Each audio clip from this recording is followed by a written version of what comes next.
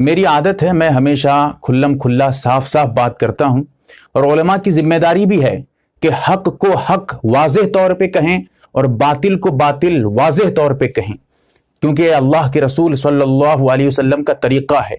آج کل ملعون سلمان ندوی یہ صحابہ کے بارے میں جو ہے لب کشائی کر رہا ہے۔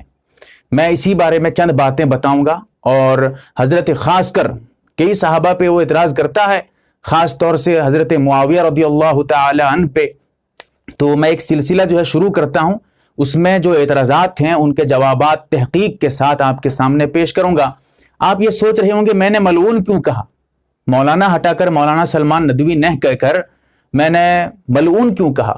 کیونکہ حدیث میں آیا ہے، رسول اللہ صلی اللہ علیہ وسلم نے ارشاد فرمایا، جب تم دیکھو کہ میرے صحابہ پہ کوئی طعن کر رہا ہے، صحابہ کو گالیاں دے رہا ہے، برا بھلا کہہ رہا ہے، تو ایسی صورت میں تم یہ کہہ دو اس پہ اللہ کی، فرشتوں کی اور تمام لوگوں کی لعنت ہو۔ آج میں آپ سے بھی کہتا ہوں، اگر کوئی صحابہ پہ کبھی کوئی بھونک مارتا ہے، آپ اس پہ لعنت بھیجیں، یہی سنت ہے اور یہی صحیح طریقہ ہے۔ حدیث کی روشنی میں آپ کو بتا رہا ہوں۔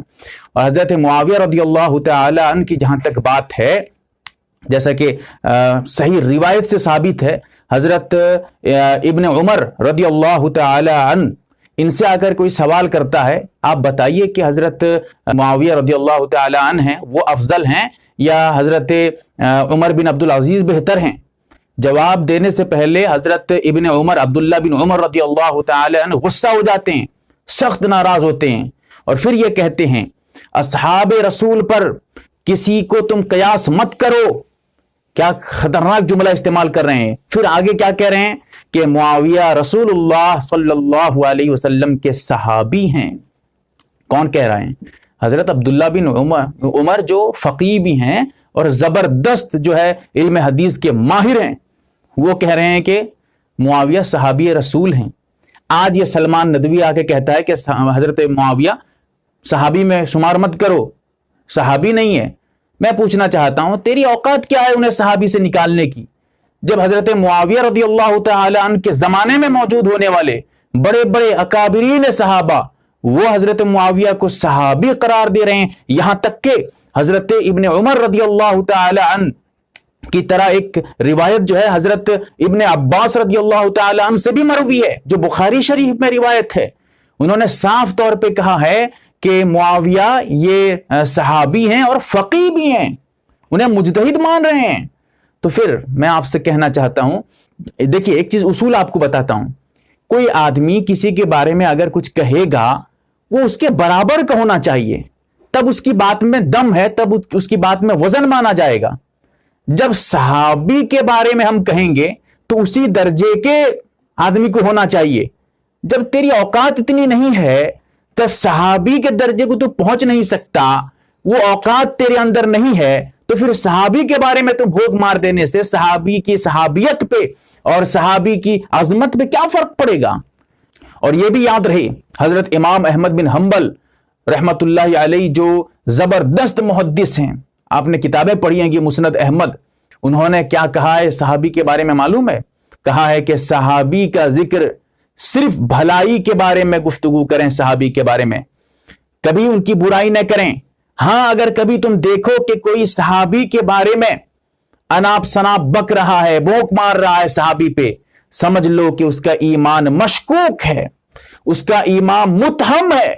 ایک صحابی حضرت عمیر بن سعد یہ کہتے ہیں کہ سیدنا معاویہ رضی اللہ تعالی عنہ کا ذکر صرف بھلائی کے ساتھ کرو، کیونکہ رسول اللہ صلی اللہ علیہ وسلم نے دعا کی ہے کہ یا اللہ معاویہ کو ہدایت عطا فرما، اور یہ روایت بالکل صحیح سند سے ثابت ہے، جیسا کہ حافظ ابن کثیر نے البدایہ والنہایہ میں جلد نمبر 8 صفحہ نمبر 132 میں بھی کہا ہے کہ یہ روایت بالکل صحیح درجے کی روایت ہے۔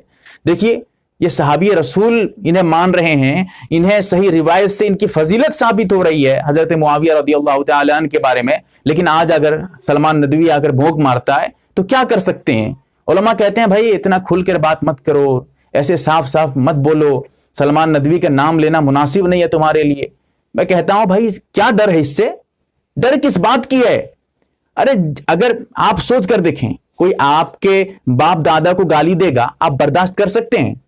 جب اپنے خاندان کے لوگوں کو کوئی مجروح قرار دیتا ہے، گالی اناپ شناپ بکتا ہے تو ہم برداشت نہیں کر سکتے، تو جن کے ذریعہ ہمارے تک قرآن پہنچا، ہم تک رسول اللہ کی زندگی پہنچی ہے، اگر انہیں ہی مشکوک قرار دیا جا رہا ہے، انہیں جو الٹا سیدھا کہا جا رہا ہے، گالیاں دی جا رہی ہے، تو کیسے ہم کھل کر بات نہیں کریں؟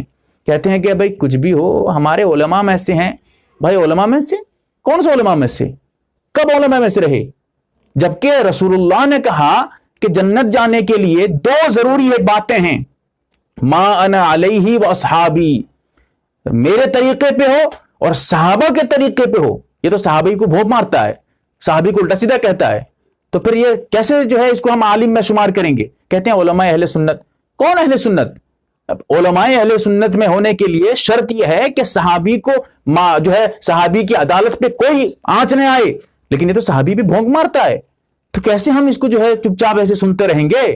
تعجب کی بات ہے، افسوس بھی ہے کہ ایسے لوگوں کے ساتھ بھی کچھ لوگ، اور جب افسوس کی بات میں کہتا ہوں آپ یہ خیال نہ کریں کہ اس سے کوئی گھبرانے والی بات ہو، کوئی گھبرانے والی بات نہیں۔ جب مرزا قادیانی آ کے نبوت کا دعویٰ کر دیا، اس کے ساتھ بھی کچھ چلے گئے پیچھے پیچھے، جب اس کے پیچھے پیچھے چلے گئے تو تکلیف کی کیا بات ہے؟ ہاں گھبرانے کی بات نہیں، یہاں اتنا ہے دلائل سے گفتگو کر کے لوگوں کو سمجھایا جائے، صحیح بات پیش کی جائے، واضح طور پہ کہہ دیا جائے کہ اس کی حقیقت کیا ہے۔ اور اتنا بھی یاد رہے، سورہ توبہ میں اللہ نے ان لوگوں کے لیے ایمان والے کا لفظ استعمال کیا ہے جو غزوہ حنین میں شریک ہوئے تھے، اور غزوہ حنین میں شریک ہونے والوں میں سے حضرت معاویہ بھی ہیں۔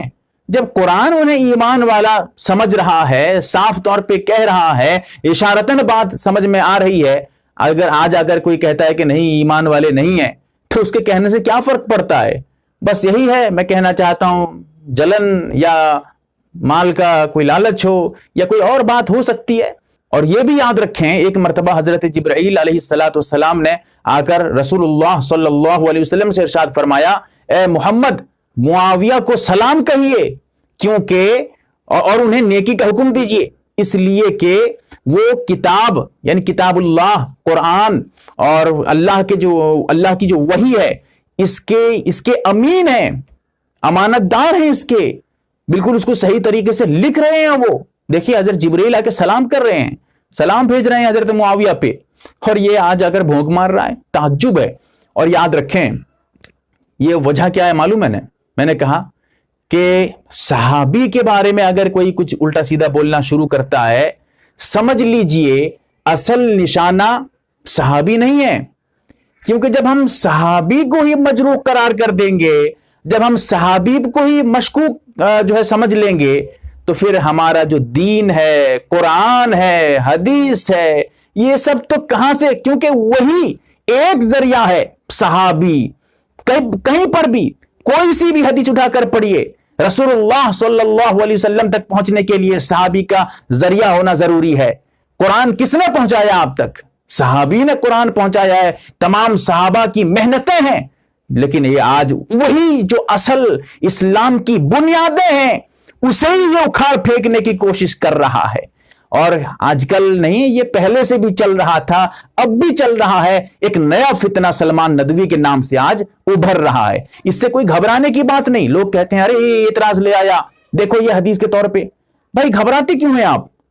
ان تمام اعتراضات کے جوابات جو سلمان ندوی بھونک مار رہا ہے اعتراض کے طور پہ، سب کے جوابات دیے جا چکے ہیں، ہمارے علماء نے پہلے سے جواب دے دیا ہے۔ اب وہی جو اعتراضات تھے شیعوں سے چرا چرا کر وہی لا کر پھر سے ابھی پیش کر رہا ہے۔ بھائی وہ پرانی باتیں ہیں، اگر تجھے جواب نہیں معلوم ہے تو یہ تیری کم علمی ہے، تو اسی لیے جواب سب ہم دے چکے ہیں۔ ہاں اگر ضرورت پڑے پھر سے دیں گے، کیا جاتا ہے، دین کی خدمت ہے، بہت بڑی نعمت ہے ہمارے لیے، ہم تو سعادت سمجھیں گے جب صحابی پہ کوئی بھونک مارے تو ہم اس کا دفاع کریں گے، اس کا جواب دیں گے، اور یہ جواب ہم ابھی نہیں دیں گے، پہلے سے ہمارے اکابر دے چکے ہیں۔